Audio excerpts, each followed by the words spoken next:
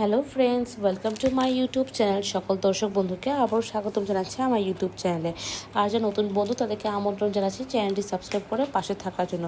So friends, today's we are presenting our delicious tempting it's a bhajiya recipe which is completely new and unique recipe to me. তো আজকে আমি আলু এবং পটল দিয়ে একটি মজাদার একটি রেসিপি দেখাচ্ছি। তো আমি প্রথমে আলুটা দেখে নিলাম, চাক করে কেটে নিলাম। এখন আমি পটলটার প্রস্তুতি করছি। পটলটাও আমি উপরে যে খোসাটা আছে সেই খোসাটাকে সুন্দরভাবে করে পিল অফ করে নিব, যেমনি করে তোমাদেরকে দেখিয়ে নিচ্ছি। অনেকে আছে সে এটাকে পুরোপুরি করে চামড়াটা মোটা আকার স্তরে করে কেটে নেয়। আমি কিন্তু সেভাবে করে কেটে নিব না, আমি জাস্ট পাতলা ঘষে কেটে নিব। অ্যান্ড অবশ্যই সেটার আগা এবং ডগা মানে উপরে এবং নিচের যে ডগা অংশটা আছে সেটাকে কেটে নেব। কেটে নেবার পর দেন আবার এটাকে চাক গোল আকারে করে কেটে নেব। তো আমি ভাজিয়ে কোনো কিছু করার আগে সবজিগুলো দেখিয়ে নিই, যাতে নতুন রাঁধুনি বা যারা প্রবাসী তাদের সবার জন্য ইজি হয় বোঝার জন্য। তো পটলটাকে আমি এখন চাক করে কাটিয়ে নিয়েছি, আর এর আগে কিন্তু আলুটাকেও তোমাদেরকে দেখিয়েছি। তো বন্ধুরা, পটলটা তোমরা যেভাবে করে দেখছো সেভাবে করে গোলাকার করে কাটিয়ে নিচ্ছি। আর বন্ধুরা, রেসিপিটি সম্পূর্ণভাবে দেখে নিবে, দেখে আমাদেরকে জানাবে তোমাদের এই রেসিপিটি কেমন লেগেছে। কারণ তোমাদের প্রতিটি মন্তব্য সবসময় আমাদেরকে উৎসাহিত করে নতুন কোনো রেসিপি পরিবেশন করার জন্য। আর ভিডিওটি ভালো লাগলে অবশ্যই লাইক দিবেন, কারণ তোমাদের প্রতিটি লাইক, ভিডিও ফুল ওয়াচ আমাদেরকে সবসময় নতুন কোনো ভিডিও আপলোড করা বা এই ভিডিও সিরিজটাকে কন্টিনিউ করার জন্য অনেকভাবে উৎসাহিত করে। তো যাই হোক, কথা বলতে বলতে কিন্তু আমার পটলগুলো কাটা শেষ। আর এখানে কিন্তু আমি একটি পটল দিইনি, প্রায় 2 থেকে 3টি পটল দিয়েছি। এভাবে করেই যেভাবে করে দেখালাম করে কেটে নিলাম। আর একইভাবে একই পদ্ধতি অবলম্বন করে আমি আলুগুলোও কেটে নিব। তো এখন আমি সামনে তোমাদেরকে আলুগুলো আনছি। তো আলুও কিন্তু আমি এরকম একটি এবং 2টি দিয়েছি। তো সিমিলারভাবে আমি এটাকে পিল অফ করে নিচ্ছি। তো যেভাবে করে নর্মাল একটি আলু পিল অফ করে নেয় সেভাবে করে আমি তো আমার ইজি ওয়াইজ আমি এটাকে ইকুইপমেন্ট দিয়ে পিল অফ করে নিলাম। তোমরা চাইলে এটা বটির সাহায্য করতে পারো এবং একইভাবে চাক করে কেটে নেব। আর আজকে কিন্তু আলু পটল এরকমভাবেই যেভাবে করে কেটে নিয়েছি সেভাবে করে কেটে নেব। আর দুটো সবজি দিয়েই কিন্তু আজকের এই মজাদার একটি ভাজিয়া রেসিপি। এবং আমি বলতে পারি এই রেসিপিটি যদি তোমরা যদি একবার করে খাও তোমাদের এটা খুবই ভালো লাগবে এবং প্রায় সময় তোমরা এটা করার জন্য একটি উন্মেদনা থাকবে। তো যাই হোক, এভাবে করে আলু ভাজাগুলো কাটার পর মানে আলুগুলো কাটার পর আমি এখন সুন্দরভাবে করে একটি প্লেটের মধ্যে নিচ্ছি, কারণ এটাকে আবার দ্বিতীয়ভাবে করে আমি ধৌতকরণ করব। কারণ প্রথমভাবে তো আমি একবার অলরেডি পরিষ্কার করে নিয়েছি, সেটা তো বিফোর কাটিং। এখন আফটার কাটিং আমি এখন এগুলোকে এখন একটা বড় একটি বল নিচ্ছি, কারণ আমি একটু তোমার এখানে অনেক ধরনের মশলা দিয়ে একটা মিক্সচার করব। আর আজকে যে রেসিপিটা করছি সেখানে কিন্তু মশলাটা কিন্তু আমি সম্পূর্ণভাবে ঘরে উপকরণ দিয়ে করে নিয়েছি, ভাজা মশলা দিয়ে করে নিয়েছি। তো কীভাবে করে এই আজকে যে ইউনিক ভাজা মশলাটা করেছি সেটাও কিন্তু আমি সম্পূর্ণভাবে করে দেখিয়ে দিব। তো আশা করি তোমাদের ভালো লাগবে।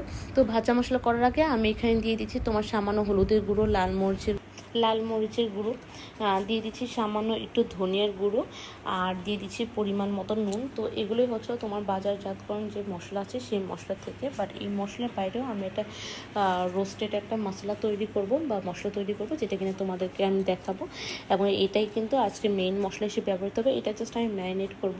তো ম্যারিনেটটা আমার বেসিক মশলাটা আমি দিলাম। দেওয়ার পর আমি এটাকে এখন পরিমাণ মতো সরষে দেবো। পরিমাণ বলতে তোমার এই তো 1 টেবিল স্পুনের মতন আমি সরষের তেলটা দিব।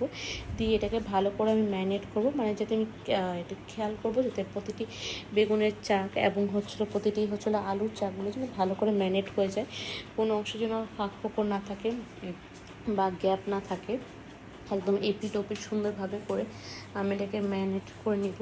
তো এইভাবে করে ম্যারিনেট করে নেবার পর আমি চলে যাব সেই তোমাদেরকে সেই শুরু থেকে যেটা আমি বলে আসছি ভাজা মশলা সেই ভাজা মশলা তৈরি করার উদ্দেশ্যে। তো আমি এখানে বড় একটি ফ্রাই প্যান নিয়ে নিব, কারণ ফ্রাই প্যানের মধ্যে রোস্ট করতে আমার একটু ইজি বোধ হয়। তোমরা চাইলে একটি কড়াইও নিতে পারো। তো এই ফ্রাই প্যান বা কড়াইটাকে প্রথমত ভালোভাবে করে এটাকে গরম করে নিতে হবে, এবং গরম করার পর দেন আমি 1 বাই 1 করে মশলাগুলো নিব। এবং কী মশলা নিব তা আমি তোমাদেরকে সম্পূর্ণভাবে দেখাচ্ছি এবং খুবই ইজি। তারপরও 1 বাই দেখাচ্ছি, সেটা তোমার গোটা জিরে, গোটা ধনিয়া এবং মৌরি। তো এই 3টে উপকরণ আমি এটাকে ভালো করে রোস্ট করব তোমার কয়েক সেকেন্ড, লাইক 20 সেকেন্ড থেকে 25 সেকেন্ডের মতন। এর থেকে ঊর্ধ্বে আমি আর অ্যাকচুয়ালি যাইনি, কারণ যেহেতু কড়াইটা ভালো করে গরম ছিল বা তাওয়াটা ভালো করে গরম ছিল, তো এর থেকে বেশিক্ষণ আর ওয়েট করা লাগেনি। তো এর মধ্যে রোস্টেড হয়ে গিয়েছে, তো এটা আমি আবার পাউডার করে নিচ্ছি। তো এই পাউডারটা এখন আর দেখাচ্ছি না, একদম যখন রান্না করবো তখন একেবারে দেখিয়ে দিব। তো এর মধ্যে আমি দিচ্ছি সামান্য সাদা তেল, যেটা দিয়ে আজকের তোমার ভাজিয়াটা হবে। দিয়ে দিচ্ছি সামান্য একটু তোমার জিরে ফোড়ন, এবং এটাকে ভালো করে গরম করে নিলাম। কারণ ভাজির মধ্যে বা কোনো ভাজার রেসিপির মধ্যে একটু জিরা ফোড়ন হলে কিন্তু খুবই টেস্টি লাগে। আর তোমরা কিন্তু খেয়াল করেছো আজকের কিন্তু রান্নার মধ্যে কোনো ধরনের পেঁয়াজ নেই, কোনো ধরনের আদা নেই, কোনো ধরনের রসুন নেই। So friends, you guys can consider it this recipe as for নিরামিষ, বা বাঙালিরা যেটা আমরা যেটা নিরামিষ খাবার দেখে থাকি, খুঁজে থাকি, সেটার জন্য কিন্তু এটা সুন্দরভাবে চলে যায়। তো এখন আমি সেই ম্যারিনেট করে রাখা সবজিগুলো দিয়ে দিচ্ছি, মানে আলু এবং বেগুন দিয়ে দিলাম। তো এই আলু এবং বেগুনটাকে আমি সুন্দরভাবে করে ভাজা ভাজা করব, এই পিট ও পিট করে, এবং এটা খুব স্লোলি স্টিডিলিতে আমি এটাকে কুক করব, এবং দোনো সাইডে আমি এটাকে সুন্দরভাবে করে ভাজা ভাজা করব। তো এটা একটু টাইম লাগবে ভাজা হতে হতে।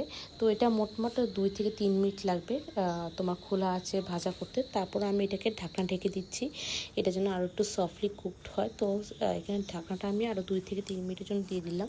তারপর ঢাকনাটা খুলে আমি এটাকে আবারও নাড়াচাড়া করে নিচ্ছি, যেহেতু আলুটাকে আমি কোনোরকমভাবে সেদ্ধ করিনি, একদম ডিরেক্টলি ভাজাতে দিয়ে দিচ্ছি। এবং এটাকে খুব স্লোলি কুক করতে হবে, কোনো তোমার হাই ফ্লেমে কুক করা যাবে না, তাহলে কিন্তু পুড়ে যাবে ইনস্টেড অফ কুকড। তো এটাকে আমি খুব সফটলি করে রাঁধতে হবে। তো এইভাবে করে আমি কিন্তু সবগুলো দেখবে যে একটা আলুর সাথে একটা আলু যদি লেগে থাকে, আমি সেটাকে ছাড়িয়ে নিয়ে সুন্দরভাবে করে বড় তাওয়ার মধ্যেই কিন্তু কুক করে নিচ্ছি। তো এইভাবে নাড়াচাড়া করার পর আমি এটাকে আবারও দ্বিতীয়বারের মতন ঢাকনা দিয়ে দিলাম, এবং ঢাকনাটা খুলে দেখতে পাচ্ছি যে এখন এটা অলমোস্ট কুকড হয়ে গেছে। স্পেশালি পটলগুলো একদমই কুকড হয়ে গিয়েছে, আর তোমার যে আলুগুলো এটা একদম হওয়ার পথে। তারপর আমি এটাকে স্লোলি আরও তোমার খোলা আছে 3 থেকে 4 মিনিটের মতন খোলা এটাকে ভাজা ভাজা করে নিচ্ছি।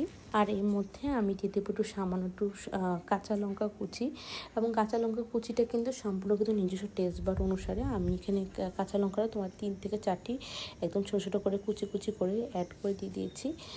তোমরা চাইলে এখানে তোমাদের নিজস্ব টেস্ট বার অনুসারে অবশ্যই প্লাস মাইনাস করতে পারো। আর এখনও কিন্তু আমি কোনো ধরনের শুকনো লঙ্কা দিইনি। তো কাঁচা লঙ্কাটা কিন্তু তোমার এই ভাজিয়াটার সাথে সুন্দরভাবে যায়।